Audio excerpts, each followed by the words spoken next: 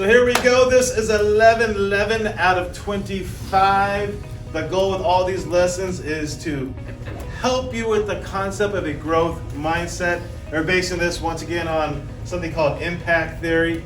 But here's number 11. 11 is a shared lessons learned with people who support you.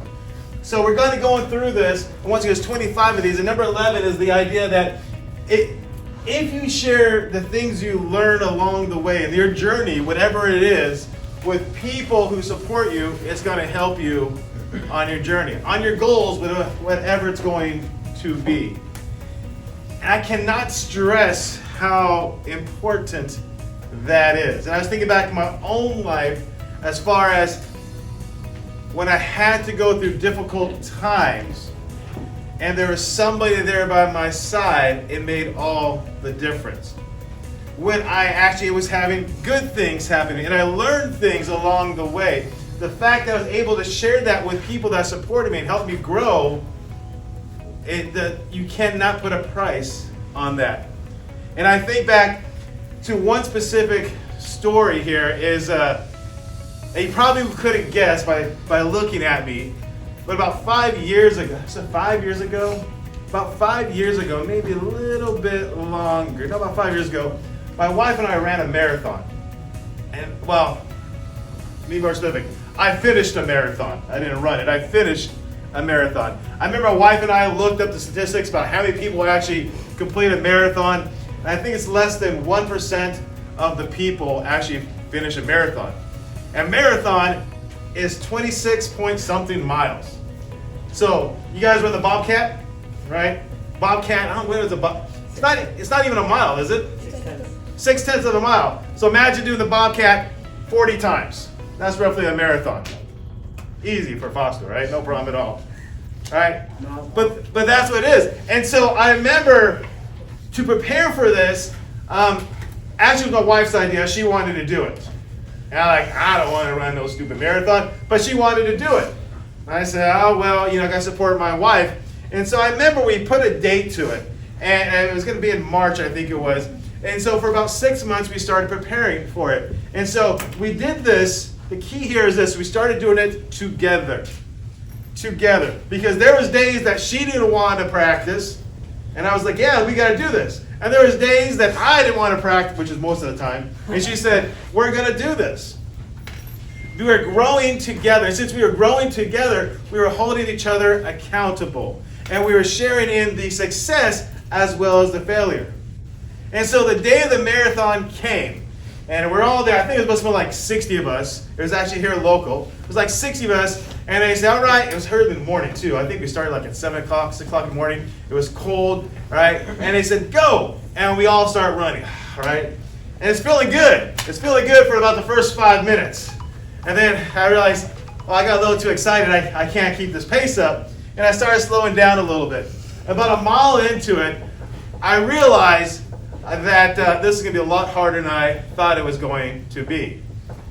And so it takes a while to run a marathon. If you're like me, it takes a while to run a marathon. And so as we're running this marathon, there was so many times I felt like quitting. So many times I felt like not going on. My wife's in better shape than I am. So for her, this is how it went. For probably like the first 6 miles, I'm doing all right.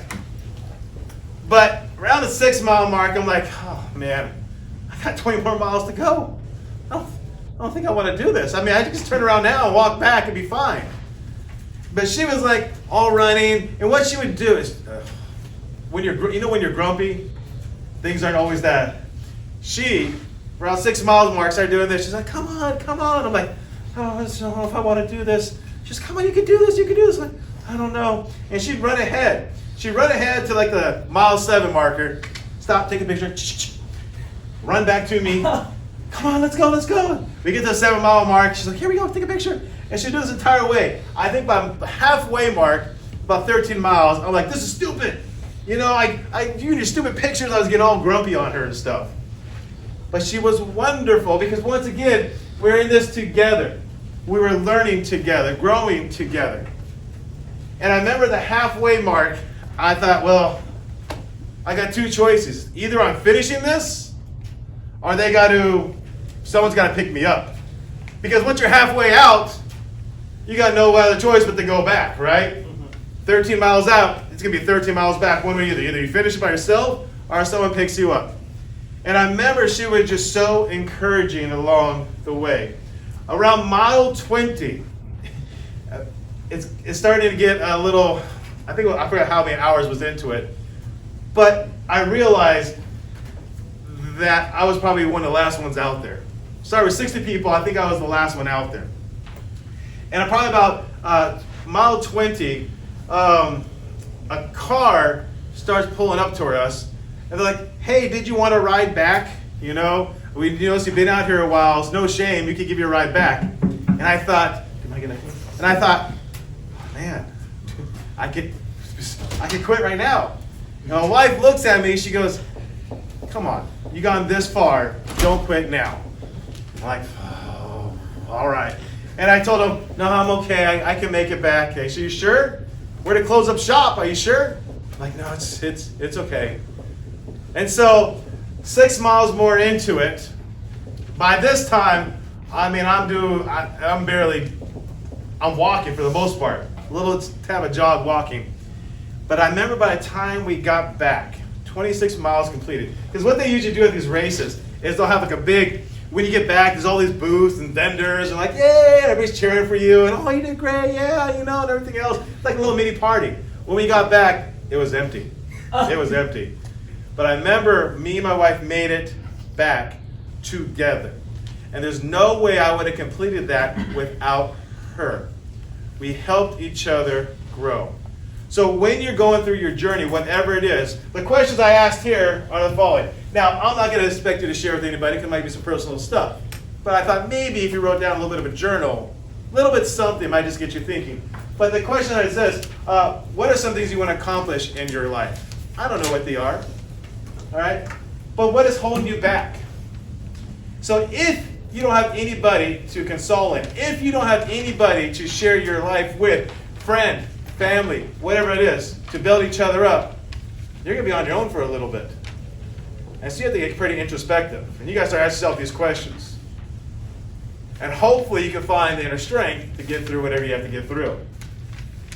But once you know what's holding you back, I want you to picture what it will take to get you where you want to go. And more importantly, what kind of person do you want to be when you get there?